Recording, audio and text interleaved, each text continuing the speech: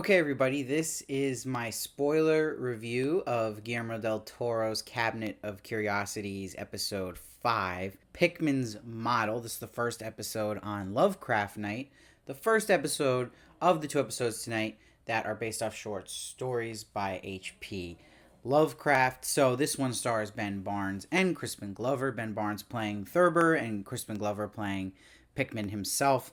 Now, this one was interesting to me because I started out liking it, and then as it went on, I was kind of like, okay, where's this thing going? And I really didn't feel that satisfied about this one. I think the issue is that you see with Guillermo del Toro's narration in the beginning, he's talking about behind everything beautiful lies the dark, dark we don't want to see. So this story is very simple in that sense, meaning this character of Pickman, he is painting these paintings of the darkness we don't want to see in life, and that these paintings are making their character of Thurber go mad, and then seeing those things makes him go mad. And it's again this metaphor for us not wanting to look at the darkness in our lives, and that it will make us go mad if we keep looking, but we can't stop looking, right?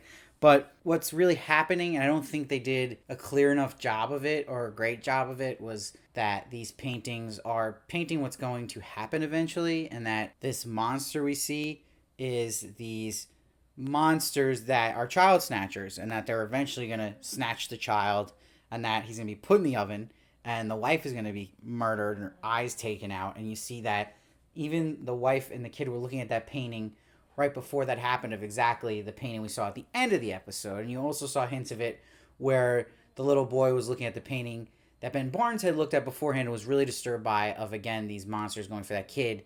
It was just steps of them trying to get the child, or actually looking at the show, which was cool, but I don't think it was that effective. I also don't think this was my favorite Crispin Glover performance. That might not be a popular thing to say, but I just wasn't feeling it. I don't think that there was enough layers to the character either, so it's not all his fault, but I just wanted more out of all of this. Now, what was cool about it was the production design. This was my favorite production design of any episode so far, and I particularly loved Pickman's house, and it reminded me, if you've played any video games, of Resident Evil Village. A lot of that looked like that to me. It looked so cool, and when I'm watching the series, I'm like, man, wouldn't it be awesome if Guillermo del Toro did something Resident Evil-like? But the lighting also stood out to me too. And we even got to see Crispin Glover mention rats again. Haven't heard him talk about those since Willard, so we got a little Willard 2.0 here. And I just think that you don't really feel anything at the end. At least I didn't. I thought we'd get more into the theme that is set up about not wanting to look at things,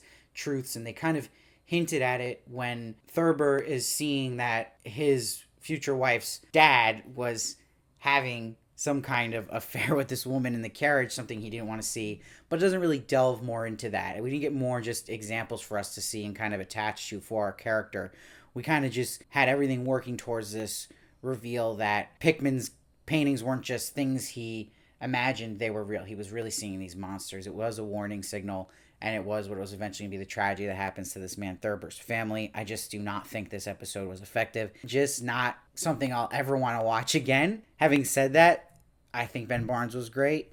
I think, again, like I said, the production design, the lighting was awesome here. And there was still a good horror aspect to it, even though there's some things I question, even the lines about the wife talking about when they used to mess with seances and she felt like she was floating once. Where was the payoff for that? Maybe someone in the comments can explain, because I really still am trying to wrap my head what the significance of that line was, or that story she told. But for me, I'm giving this one a 7.1. It was my least favorite of the batch. I like this even less than episode 1, believe it or not, just because I absolutely did not feel a thing from this one. I just felt like I was just waiting for this one to end by the middle of it. But I love to hear your thoughts. I read every comment, try to respond as many as I can. Please make sure to subscribe so you don't miss one of my reviews of the show. I'm doing every single episode, having both episode reviews out the day they come out, the actual episodes themselves. Please follow me at Steve Varley Show on Twitter, Instagram, and TikTok for more of me, and I'll see you next time.